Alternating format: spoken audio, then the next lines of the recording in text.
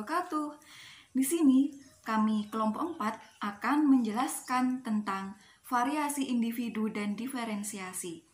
Nah, untuk materi yang pertama akan dijelaskan oleh saya sendiri, yaitu tentang konsep variasi intelijensi. Nah, di sini saya akan membahas tentang pengertian intelijensi. Apa sih intelijensi itu?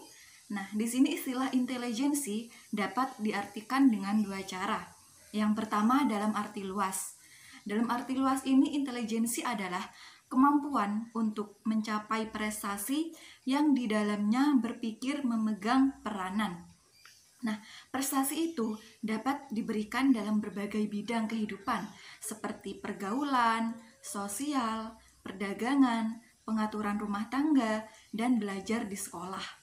Nah, sedangkan dalam arti sempit, intelijensi diartikan adalah kemampuan untuk mencapai prestasi di sekolah yang di dalamnya berpikir memegang peranan pokok.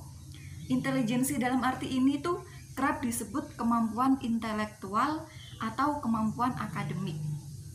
Nah, dalam beberapa pendapat ahli itu diantaranya ada Breckenridge dan Vincent berpendapat bahwa intelijensi adalah kemampuan seseorang untuk belajar, menyesuaikan diri, dan memecahkan masalah baru. Nah, untuk materi yang kedua di sini saya akan menjelaskan tentang ragam variasi gaya belajar dan berpikir. Apa sih yang dimaksud dengan gaya belajar itu? Gaya belajar adalah cara siswa bereaksi dan menggunakan perangsang-perangsang yang diterimanya dalam belajar atau proses belajar mengajar di sekolah. Nah, setiap siswa ini kan pasti memiliki gaya belajar masing-masing. Pengenalan gaya belajar sangat penting bagi guru. Dengan mengetahui gaya belajar tiap siswa, maka guru dapat menerapkan teknik dan strategi yang tepat, baik dalam pembelajaran maupun dalam pengembangan diri. Nah, sedangkan gaya berpikir adalah cara yang dipilih seseorang untuk menggunakan kemampuannya sebagai proses penarikan kesimpulan. Berpikir sebagai proses penarikan kesimpulan dari persoalan yang dipahami, yang kemudian mampu menemukan pemecahan persoalan itu, sehingga menghasilkan kesimpulan dan penemuan baru. Nah, di sini macam-macam gaya berpikir siswa dalam sekolah ini ada 3. Yang pertama, gaya berpikir siswa pada permulaan belajar. Nah, pada gaya berpikir ini ada 2 macam, yaitu field dependence dan field independence. Nah, gaya berpikir field dependence ini adalah gaya berpikir siswa, gaya belajar siswa yang mau memulai belajar apabila ada pengaruh atau perintah dari orang lain atau guru. Jadi siswa tuh baru mulai mau belajar tuh nunggu perintah dari gurunya gitu. Sedangkan pada gaya belajar field independence ini, siswa mau belajar secara mandiri tanpa harus disuruh atau dipengaruhi oleh orang lain. Jadi dalam gaya belajar field independence ini, siswa itu tanpa disuruh tuh mereka mau belajar sendiri secara mandiri. Jadi seperti itu. Nah, yang kedua yaitu gaya berpikir siswa dalam menerima pelajaran. Di sini ada 2 macam, yaitu gaya preseptif dan gaya reseptif. Nah, gaya preseptif adalah kecenderungan siswa dalam menerima pelajaran yang dilakukan dengan beraturan, yaitu dengan mengadakan hubungan terhadap hal-hal dari informasi yang diterimanya agar dapat dipahami secara utuh. Nah, jadi dalam gaya perseptif ini adalah siswa itu dalam menerima pelajaran itu harus melakukan hubungan terhadap hal-hal yang diterimanya itu. Sedangkan gaya reseptif ini kecenderungan siswa dalam menerima pelajaran dilakukan dengan menerima informasi secara detail tanpa berusaha untuk membulatkan konsep-konsep informasi yang diterimanya. Jadi dalam gaya reseptif ini siswa itu menerima pelajaran tuh melakukannya itu secara detail tanpa membulatkan konsep-konsepnya, informasi yang diterimanya itu. Nah, yang terakhir yaitu gaya berpikir siswa dalam memecahkan masalah. Dalam memecahkan masalah atau soal yang diajukan oleh guru, hal ini ada bertipe dua macam, yaitu gaya intuitif dan gaya sistematis. Apa sih gaya intuitif itu? Pada gaya intuitif ini, siswa dalam memecahkan masalah dilakukan hanya secara intuisi atau menurut perasaannya saja. Jadi misal siswa diberikan soal oleh guru, jadi siswa itu menjawabnya itu seperti gini. Jadi menurut pandangan siswa tersebut saja. Nah, sedangkan bagi siswa yang sistematis, ini adalah gaya berpikir dalam menjawab permasalahan tidak dilakukan secara trial dan error, tetapi dengan cara sistematis, yaitu dimulai dengan melihat struktur masalahnya, kemudian mengumpulkan dan menetapkan alternatif jawaban yang paling tepat untuk menjawab masalah. Jadi dalam gaya sistematis ini siswa tidak moro-moro menjawab gitu aja. Jadi siswa itu memahami betul apa permasalahan yang diberikan itu. Jadi siswa melihat struktur permasalahannya itu gimana, jadi dia memahami betul, kemudian mengumpulkan jawaban-jawaban yang tersedia, kemudian menyimpulkan jawaban tersebut untuk menjawab masalah. Sekian dari saya, terima kasih. Assalamualaikum warahmatullahi wabarakatuh.